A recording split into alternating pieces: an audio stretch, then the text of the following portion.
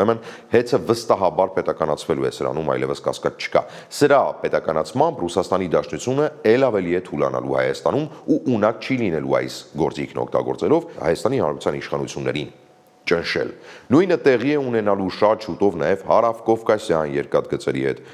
որոնց ճակատագիրը եւս Փաշինյանը տեղավորել է խաղաղության խաչմերուկի տրամաբանության մեջ, քանի որ եթե քո հիմնական լոգիստիկ հանգույցները քո տիրապետության տակ չեն երկաթգծերը, ապա ինչպես է կարողանալու վերահսկել Փաշինյանը իր խաղաղության խաչմերուկը։ Այդ վերահսկման ճանապարհին է, որ Փաշինյանը Զվարթնոցից մեղրու անցակետից հանեց ռուս սահմանապահներին, հայ-թուրքական սահմանի վերահսկողության մեջ ներդրեց հայ սահմանապահներին, ի վերջո նրանց եւս ամբողջությամբ պատվիրակելու սահմանի ծառայությունը։ Իսկ Մարգարայի վերակառուցված անցակետի կառավարումն առհասարակ չպատվիրակեց ռուսներին ի սկզբանե, քանի որ վստահ էր շուտով քաղաքականությունը փոխվելու ու հաստատ ոչ հոգուտ ռուսների։ Ուրեմն այո,